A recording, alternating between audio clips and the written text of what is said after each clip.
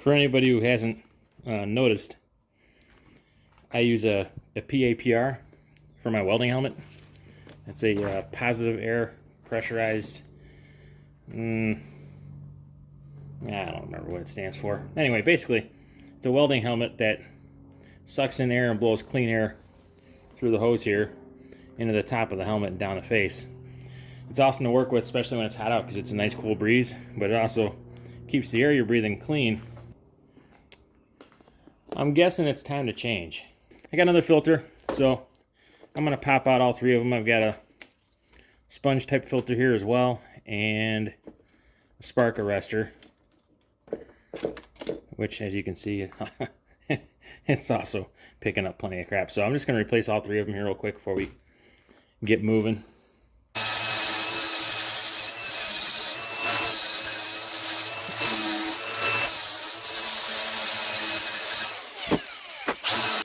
So I made these a 1/4 inch overall width, less than these that go beneath them, just so I had room to lay down a weld bead on the outside perimeter. And then these are a 1/2 inch narrower than the tube they're going to be welded to, so I got a nice 1/4 inch area to lay a fat bead on. We want to make sure these things are super strong since they're carrying all the weight. Well, the weight's actually, it's going to be in tension, because as the lift gets rammed right here, you got your load up here and the ram pushing it. So as the ram is pushing up, it's also pushing up on this back and the front at the same time. But the back is fixed, so only the front moves. So this is going to be under a pulling tension when there's a load on. So we just want to make sure this thing doesn't pull free from the post. I forgot to hit the record button, so you guys missed me tinging away on here, just tippy-tapping until we got these all lined up right and level.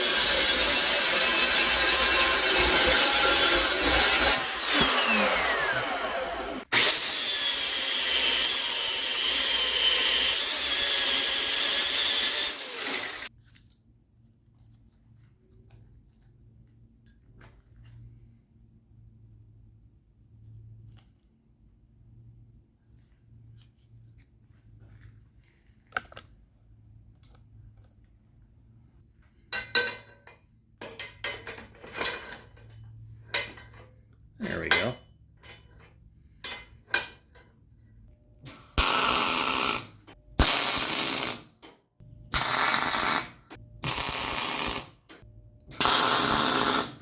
We're gonna do a little unboxing video here. The truth is, I actually forgot what I ordered, so this is kind of like a surprise for me too.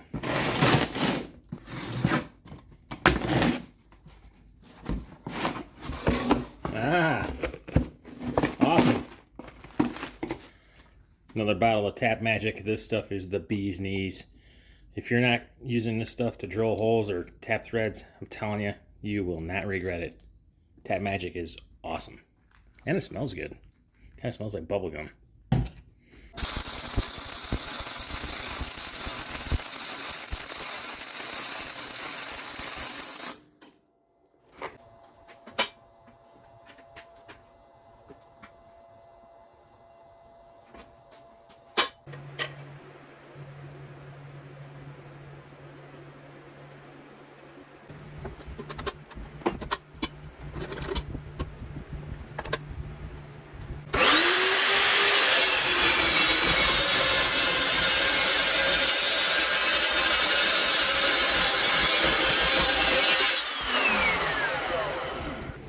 This is meant to spread the load of the ram cylinder acting on the boom as far down the tube as possible, so we don't have a really small moment of force just in one tight area.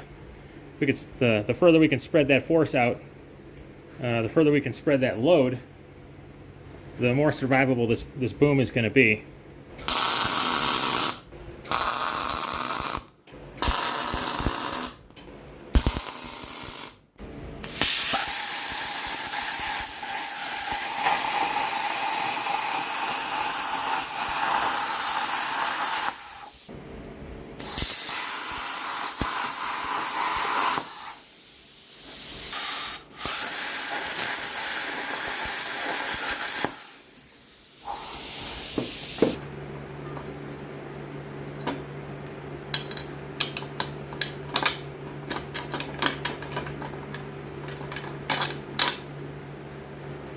Lower mount right here is not long enough. It needs to be out about another inch.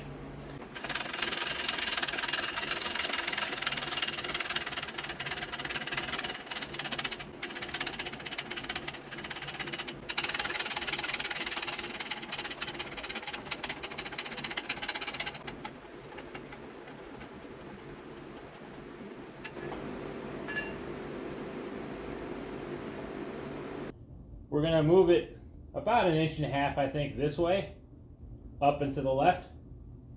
And that should give us enough space to tilt the cylinder back on the mast, which in turn will allow us to move the mount back maybe 4 or 5 inches, which in turn will allow this to collapse all the way down and will give us about another 12 inches or so of lift. And you extend your lever, which is functionally what the boom is. It's a lever. You are mechanically disadvantaging yourself when you're pushing from the fulcrum here. So we're going to lose a little bit on maximum weight, but we're going to gain quite a bit on range of motion. What I'd like to do is position the hole so that the existing plate is just carrying one side. Like this will be the lip of the hole will be right on this edge of this plate. That way some of the load is being carried by our existing brackets, because these are super beefy. This is 1/2 inch of steel and it is all welded to hell.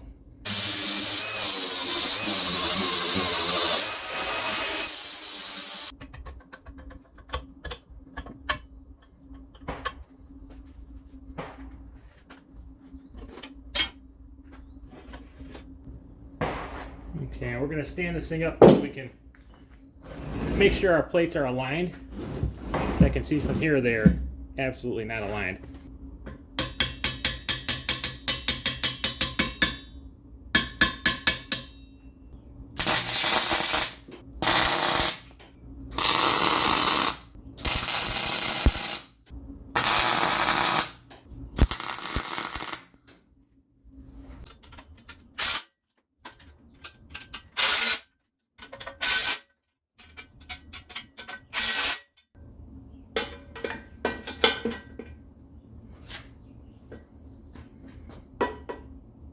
And we get exactly what we were hoping for.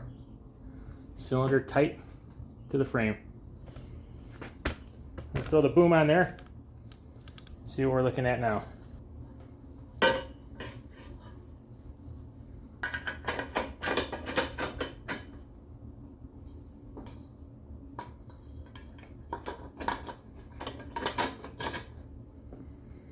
We're going to move this back.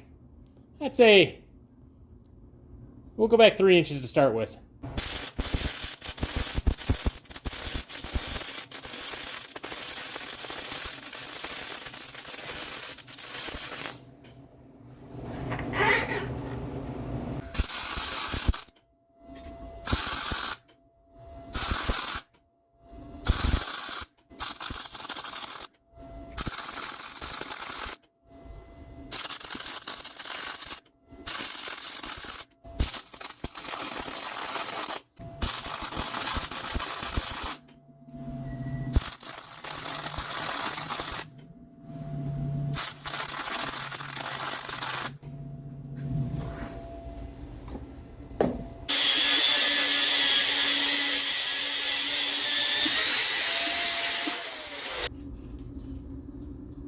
We're going to move 5 inches.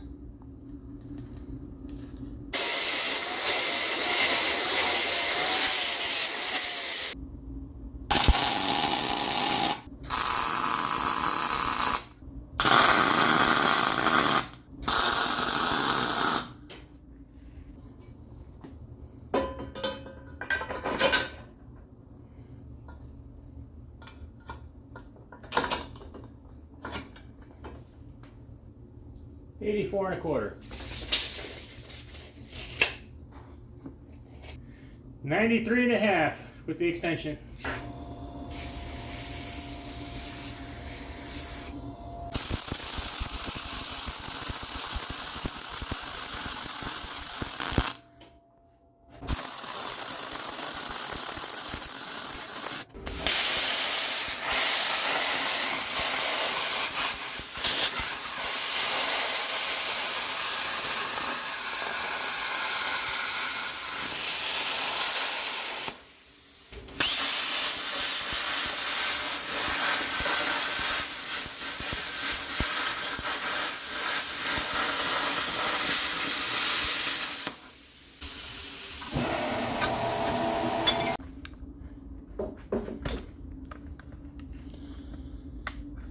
What I've decided to do to solve the issue of this thing not laying flat against the mast, not going all the way down, and it'll give me a little bit of extra height, I'm going to cut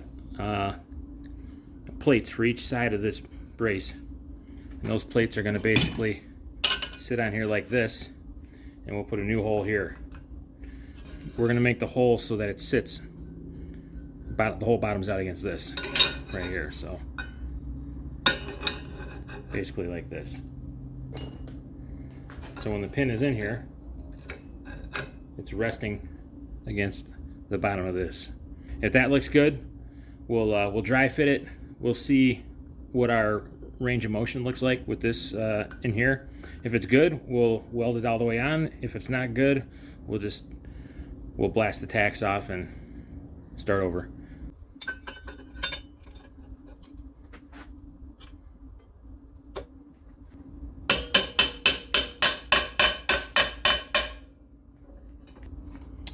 Pretty close, but alas, they are off. A fairly decent amount too, so let me get these tapped into position. I know this one's in a good spot, so we're gonna move the bottom one.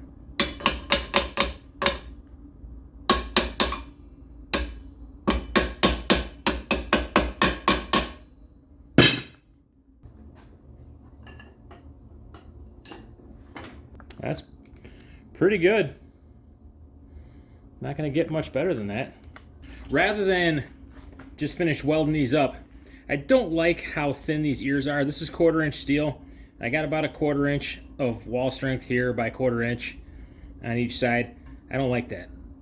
So what I'm going to do, I'm going to make another set of these plates, but about a 1/2 inch wider and maybe a 1/4 inch longer, that I can weld on underneath these. So I'm going to cut these off right now.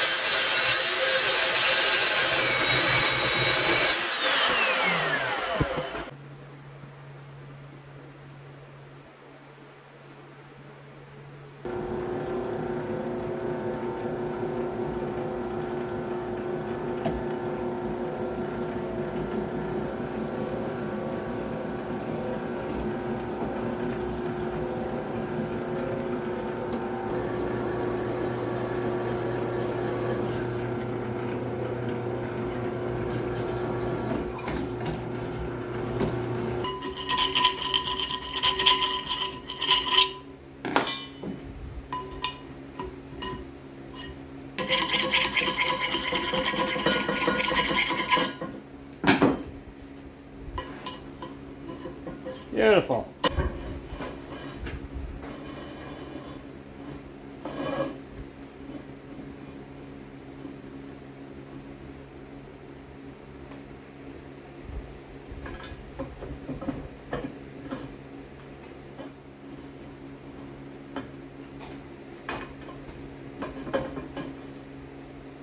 This is for the sail gusset. This is going to carry load. It's going to help transfer the point load from where the cylinder comes in. It's going to help transfer it across the whole beam instead of just that one spot on the beam.